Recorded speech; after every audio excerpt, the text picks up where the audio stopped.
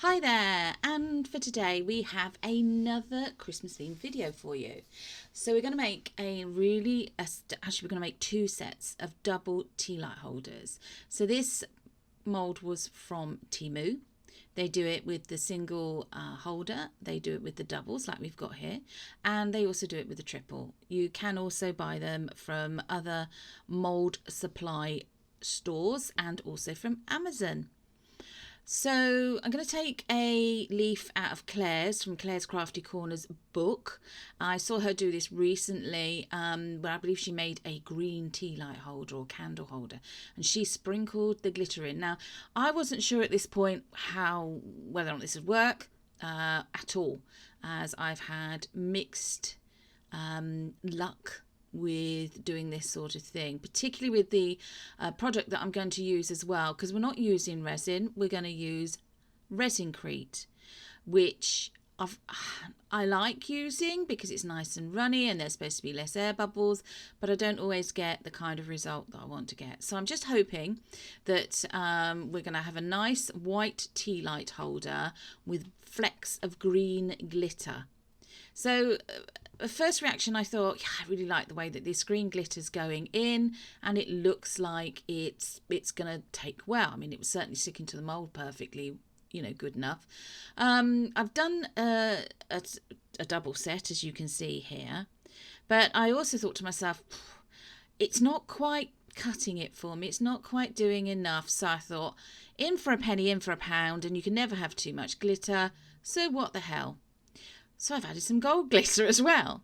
Glitters were bought from a shop called Poundland, which is in the UK. Lots of branches in most cities and so on, and towns.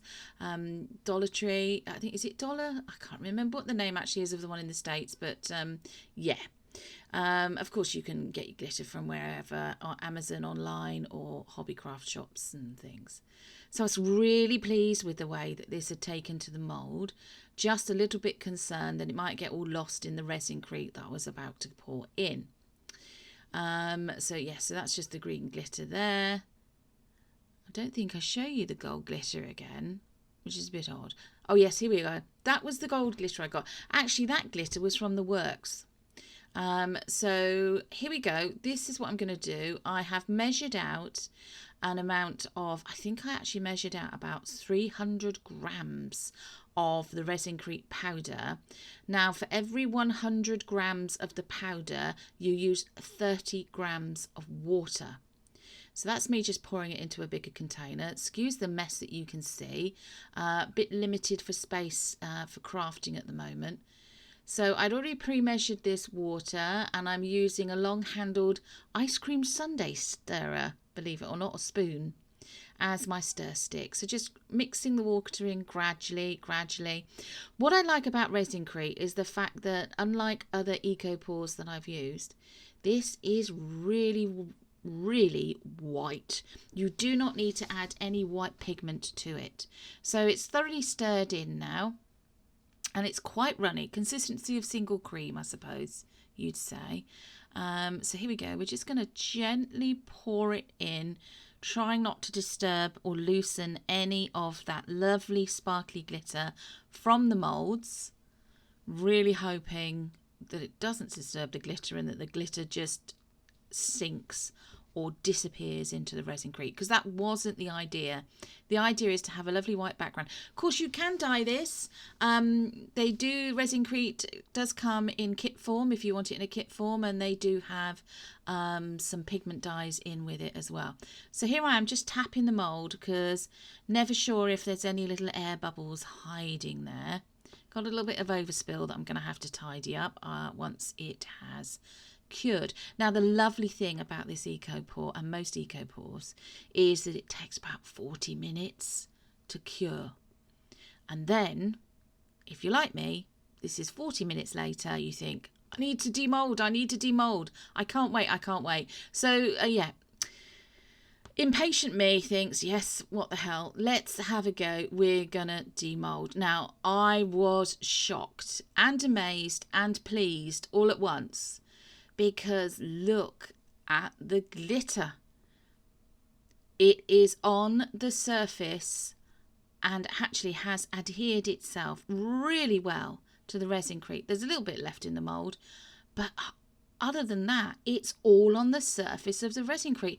No big holes or pits or air bubbles or pockets, and it doesn't look like the glitter's sunk anywhere either. We've got a little bit of pitting around the top there, but it looks lovely. And look how lovely and white the bottom is, and smooth as well. No lumps or bumps. Obviously, if you get a few lumps and bumps, you can do a little bit of light sanding with some wet and dry sanding paper.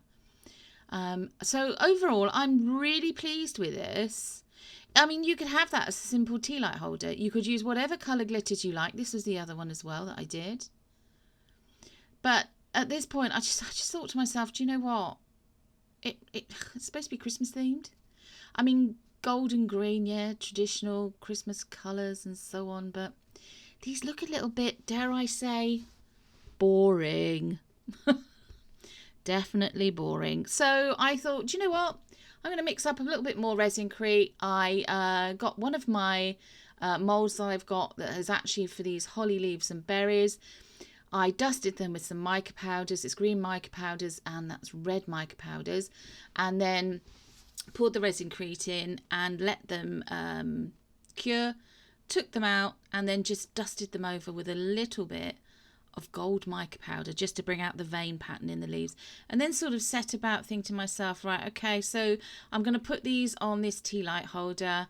How am I going to place them? So once I was happy with the placement, I have then used some hot glue. I did do this twice in the end because the first time the hot glue did not stick them to the Resincrete. Now I don't know if that's because I needed to rough up the underside of them a bit, perhaps. I don't know. But what I've, I took it off. I took the hot glue off, and then I tried again. And this time it did actually set. It took, it cured nicely to the surface of the tea light holder. Obviously, I mean, the step I haven't shown you in this video is we do then seal it with the sealant that we've got. So here we are, the final shot. I hope you've liked this video.